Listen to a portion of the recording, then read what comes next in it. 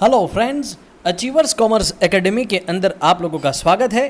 Friends, last time हम लोगों ने प्रोडक्ट मेथड के क्वेश्चन सॉल्व किए थे, उसमें एक क्वेश्चन बाकी था, उसको हम आज देखेंगे और उसके बाद इनकम मेथड से कैसे नेशनल इनकम निकाली जाती है उसका थियोरेटिकल पार्ट जो है वो कवर करेंगे। ठीक है, चलो फ्रेंड्स लेट्स स्टार्ट। चलो फ्रेंड्स, तो यहाँ पे हमें वापस ट्रेडिंग अकाउंट के तौर पे ही देखना है, बट यहाँ पे चीज़ें लिमिटेड होती हैं।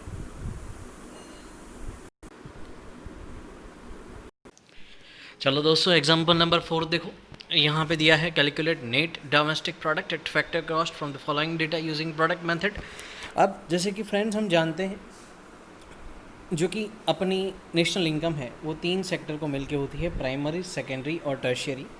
यहाँ पे हमें तीनों की इंफॉर्मेशन दी है, तो हम इन तीनों की इंफॉर्मेशन को ध्यान में रखेंगे। बहुत ही सिंपल हो जा रहा है। देखो, सेल्स एंड क्लोजिंग स्टॉक ये है आपकी ट्रेडिंग की क्रेडिट साइड। फिर intermediate consumption and opening stock, तो फ्रेंड्स ये है आपकी डेबिट साइड। देखो मैं फिर से बताता हूँ,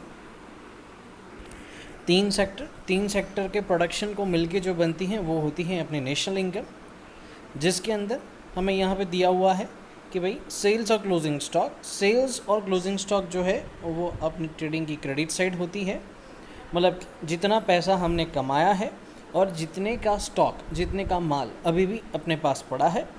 उसके बाद है इंटरमीडिएट कंजम्पशन जो कि हमने यूज़ कर लिया, ओपनिंग स्टॉक जो कि हमने यूज़ कर लिया। तो ये दो चीज़ें जो हैं वो माइनस आइटम है।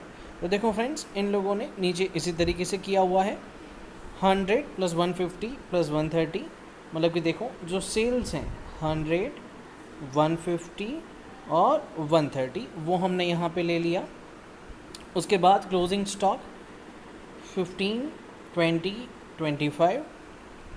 उसके बाद क्या होगा, माइनस हम करेंगे ओपनिंग स्टॉक, तो 10, 10, 15 और उसके बाद इंटरमीडिएट कंजम्पशन 15, 25, 15। ये ऑर्डर ऊपर नीचे हो तो उसमें कोई दिक्कत नहीं है, आपको एग्जैक्टली पता होना चाहिए कौन सी चीज़ में से क्या माइनस होता है या क्या प्लस होता है। तो फ्रेंड्स इस तरीके से हमने GDP एट मार्केट प्राइस निकाल दिया। अब ये जो GDP एट मार्केट प्राइस है उसको हमें ग्रॉस से अगर हमको नेट करना हो और डोमेस्टिक से नेशनल करना हो तो हमें क्या चीज़ें चाहिए होती है। तो हमें चाहिए होता है, देखो एक तो यहाँ पे आपको दिया हुआ है इनडायरेक्ट टैक्स एंड सब्सिडीज़। तो हम जानते हैं कि भाई टैक्सेशंस वैल्यू बढ़ाते हैं, सब्सिडीज़ वैल्यू कम करते हैं। अब क्योंकि टैक्सेशंस वैल्यू ओवर करते हैं तो सही वैल्यू पे लाने के लिए टैक्स को माइनस किया जाता है, और सब्सिडीज़ क्योंकि वैल्यू लोअर करते हैं तो सही वैल्यू को लाने के लिए सब्सिडीज़ को प्लस किया जाता है। तो फ्रेंड्स हमने क्या किया, जो अपना GDP था ऊपर से वो नीचे ले लिया, फिर उसके अंदर इनडायरेक्ट टैक्स माइनस कर दिए, एक मिनट, इनडायरेक्ट टैक्स जो है माइनस कर दिए, सब्सिडीज़ प्लस हो गई। तो ये आपका क्या है, जो कि आगे फार्मूलाज के अंदर नेट इनडायरेक्ट टैक्स आ रहा था वही है। दूसरा यहाँ पे फ्रेंड्स देखो आपको दिया हुआ है consumption of fixed capital, consumption of fixed capital. तो ये क्या है, तो ये है फ्रेंड्स आपका डेप्रिसिएशन। डेप्रिसिएशन भी वैल्यू को क्या करता है, कम करता है। तो डेप्रिसिएशन को भी यहाँ पे हम लोगों ने माइनस कर दिया, तो ये आ गया 10, 12 और 15। तो इस तरीके से फ्रेंड्स हम निकाल देते हैं NDP एट FC। एक चीज़ जो कि एक सवाल जो आपके दिमाग में उठा होगा कि सर इलेक्ट्रिसिटी एक्सपेंस जो है उसका क्या करना है, तो नहीं फ्रेंड्स, ये आपके कंजम्पशन का एक पार्ट है। हम प्रोडक्शन के बेस पे देख रहे हैं, प्रोडक्शन में हम ये जो एक्सपेंड अपना कंजम्पशन पे हुआ है जो कि नॉन फैक्टर बेस पे है उसको हम नहीं लेते। तो प्रोडक्ट मेथड में ये चीज़ आपको ध्यान में रखनी है। ओके फ्रेंड्स, तो ये थी अपनी प्रोडक्ट मेथड। प्रोडक्ट मेथड के बाद में दूसरी जो एक मेथड आती है वो आती है आपकी इनकम मेथड। तो चलो फ्रेंड्स देखते हैं इनकम मेथड क्या है। It is also called distributed share method और फैक्टर पेमेंट मेथड। अब यहाँ पे क्या बोल रहे हैं वो, इसको डिस्ट्रीब्यूटेड शेयर मेथड भी बोलते हैं। शेयर क्यों, तो बेटा यहाँ पे क्योंकि जो भी फर्म कमाती है उस फर्म के हिस्से किए जाते हैं among factors of production, right, क्योंकि उनको फैक्टर पेमेंट दिए जाते हैं। तो इस तरीके से यहाँ पे इसका नाम बन गया है डिस्ट्रीब्यूटेड शेयर मेथड। दूसरा है फैक्टर पेमेंट मेथड, तो यहाँ पे फर्म पेमेंट करती है, इस तरीके से भी देखा जाता है, इसलिए इसको ये नाम भी दिया गया है। तो देखो दिया है, according to this method national income is measured in terms of factor payment compensation of employees, rent, interest and profit to the owner of factors of production, labor, land, capital and enterprise during an accounting year। तो friends देखो clear cut बताया है, land, labour, capital, entrepreneur को सामने जो return मिलता है, ठीक है, यहाँ पे जो एम्प्लॉयज़ हैं वहाँ पे फ्रेंड्स आप काट के वेजेस लिख देना, क्या लिख दोगे, वेजेस लिख दोगे, ठीक है।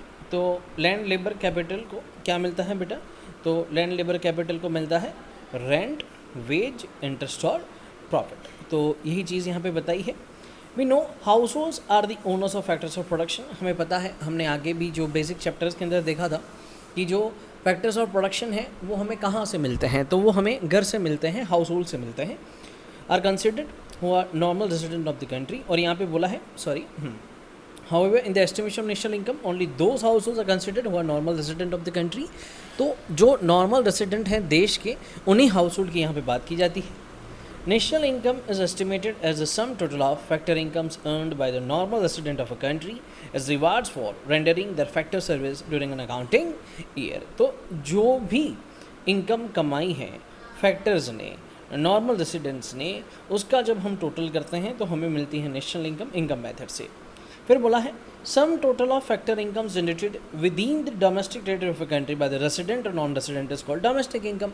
अब बेटा वो चौधरी पटेल वाली जो हमने बात की थी वैसे ही, तो अभी अगर हम डोमेस्टिक की बात करते हैं, किसी एक सोसाइटी की बात करेंगे, तो उसके अंदर सोसाइटी वालों ने या सोसाइटी के बाहर वालों ने बनाया, उसको हम बोलेंगे डोमेस्टिक इनकम। और फिर है net factor income from abroad is added to domestic income to find national income. और फिर नेट फैक्टर इनकम मतलब कि किसी एक सोसाइटी के अंदर जो आपके रहने वाले लोग हैं एक पर्टिकुलर कास्ट के, या फिर इंडिया की बात करें तो इंडिया के रेसिडेंट्स प्लस इंडिया के लोग जो बाहर कमाते हैं उनको ऐड करेंगे, और जो लोग बाहर के इंडिया में कमाते हैं उनको माइनस कर देंगे, तो वो आपको मिल जाएगी नेशनल इनकम, ठीक है। डोमेस्टिक से वो नेशनल बन जाएगी, राइट फ्रेंड्स। हर जगह पे नज़रिया सेम ही रहता है, ठीक है। चलो फिर यहाँ पे बोला है व्हाट आर फैक्टर इनकम्स। तो देखो A factor income refers to income earned by a person as a reward for rendering his factor service। जो भी सेवाएं फैक्टर्स देते हैं उनके सामने जो उनको मिलता है रिटर्न में, कंपेंसेशन में, उसको फैक्टर इनकम बोलते हैं।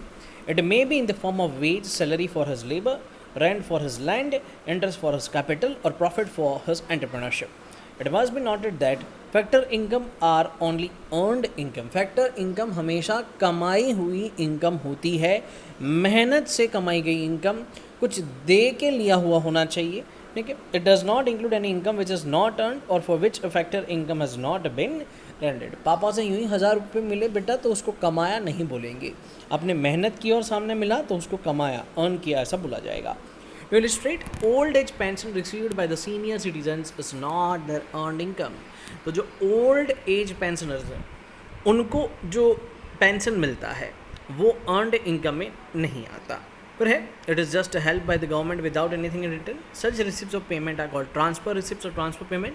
This are not included in the estimation of national income. तो जिसके अंदर मेहनत नहीं लगी, जिससे सेवा या फिर कोई प्रोडक्ट उपजा नहीं है, जिससे रिटर्न में कुछ मिला नहीं है, तो ऐसे जो ट्रांजैक्शंस हैं उनको ट्रांसफ़र रिसिप्ट्स या फिर ट्रांसफ़र पेमेंट्स के तौर पे देखा जाता है, और इसको नेशनल इनकम के अंदर नहीं लिया जाता। तो फ्रेंड्स ये चीज़ जो है वो आपको ध्यान में रखनी है। फिर यहाँ पे देखो दिया है how do you distinguish between old age pensions and retirement pension in the context of estimation of national income. अब ओल्ड एज पेंशंस और रिटायरमेंट पेंशन देखो क्या थोड़ा बहुत बारीक फ़र्क है। Old age pensions are unilateral payments or transfer payment. These are not included in the estimation of national income. On the other hand, retirement pensions are like a deferred wage. These are related to factor service rendered by the recipient prior to the retirement. Accordingly, these are included in the estimation of national income. अब old age जो pensions होते हैं वो बिना सेवा दिए सामने दिए गए होते हैं एक हेल्प के तौर पे, पर जो रिटायरमेंट पेंशन्स होते हैं जो कि पर्सन के रिटायरमेंट पे दिए जाते हैं उसमें क्या होता है, तो फ्रेंड्स जो पूरी ज़िंदगी उन लोगों ने ईमानदारी से काम किया या जो मेहनत की उसका डिफर्ड पेमेंट है, मतलब कि देरी से उसका रिटर्न उनको दिया जा रहा है। तो ये जो है इनको फैक्टर इनकम ज़रूर गिना जाता है और उनको नेशनल इनकम के एस्टिमेशन के अंदर लिया जाता है। तो फ्रेंड्स यहाँ पे ये जो old age pension and retirement pension है, ये टॉपिक इंपॉर्टेंट हो जाता है। आपको ध्यान रखना है कि भाई ओल्ड एज वाला जो है उसको इंक्लूड नहीं करते। क्यों नहीं करते? क्योंकि वो ट्रांसफ़र पेमेंट के तरीके से है, सर्विस के बिना होता है। और जो रिटायरमेंट पेंशन है वो इसलिए लिया जाता है क्योंकि जो पहले दी गई सेवाएं हैं, पहले की गई मेहनत है, उसका पैसा डिफर्ड तरीके से, मतलब कि देरी से दिया जाता है, इसलिए उसको मेहनत के सामने का फल फैक्टर इनकम माना जाता है।